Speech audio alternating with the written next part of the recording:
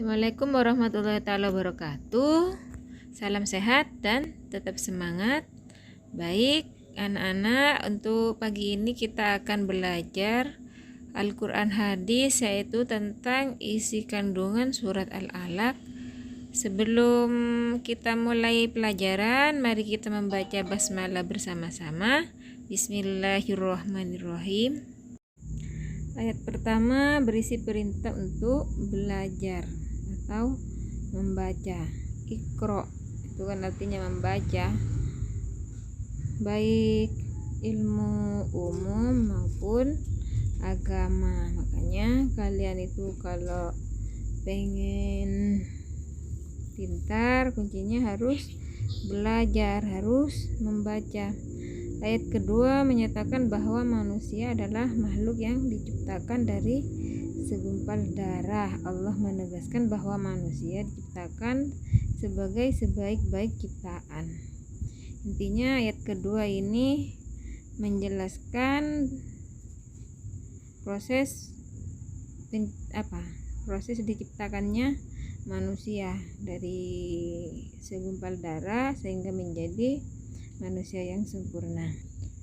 Ayat ketiga yakni perintah untuk membaca sebagai penegasan Allah yang maha mulia. Oleh karena itu Islam mendidik umatnya agar menjadi umat yang pandai sehingga bisa memahami ayat-ayat qauliyah dan kauniyah. Intinya Allah memerintah kembali supaya kita sering membaca, belajar supaya pandai. Ayat keempat, Allah menjelaskan bahwa Dia mengajarkan manusia dengan pena. Pena merupakan sebuah benda mati dan beku, namun setelah digunakan manusia bisa dipahami. Dengan pena maka manusia bisa mencatat sebagai ilmu pengetahuan. Ayat kelima, Allah mengajarkan manusia apa yang tidak diketahuinya. Manusia lahir ke dunia ini dalam keadaan tidak mengetahui apa-apa.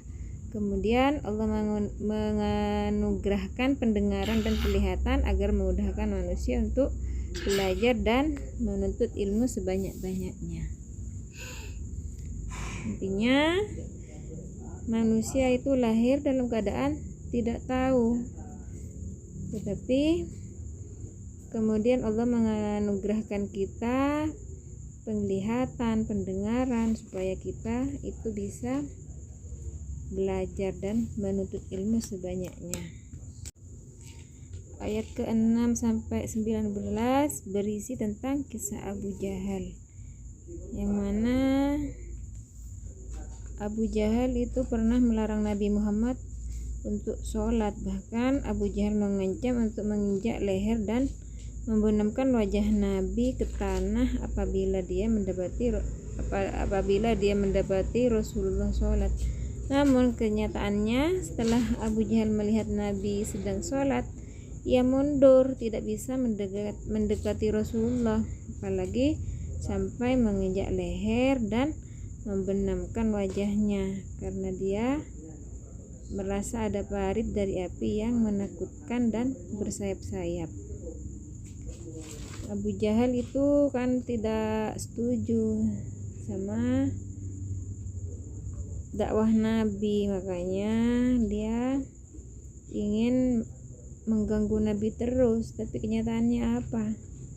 Dia tidak bisa mengganggu Nabi ketika sholat karena merasa ada parit dari api yang menakutkan, ada yang menghalanginya ketika akan mengganggu Nabi.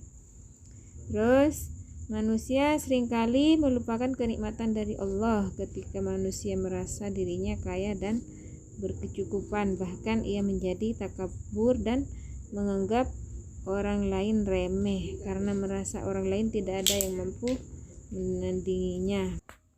Allah pasti akan mengadab orang-orang yang merintangi orang lain untuk berbuat baik dan beribadah di akhirat kelak.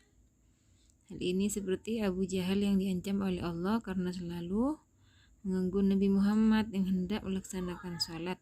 Pada ayat terakhir berisi larangan untuk mengikuti perilaku orang jahat dan berisi perintah untuk mendekatkan diri dan beribadah kepada Allah.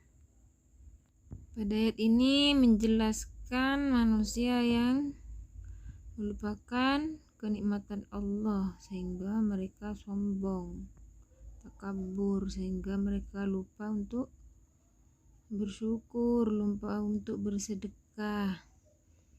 Terus Allah akan mengadab orang-orang yang berbuat jahat.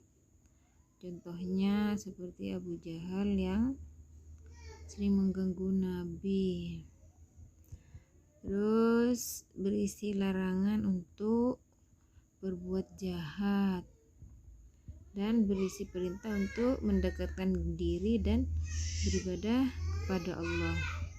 Mungkin hanya ini yang dapat Bu Guru sampaikan, kurang lebihnya mohon maaf. Wassalamualaikum warahmatullahi taala wabarakatuh.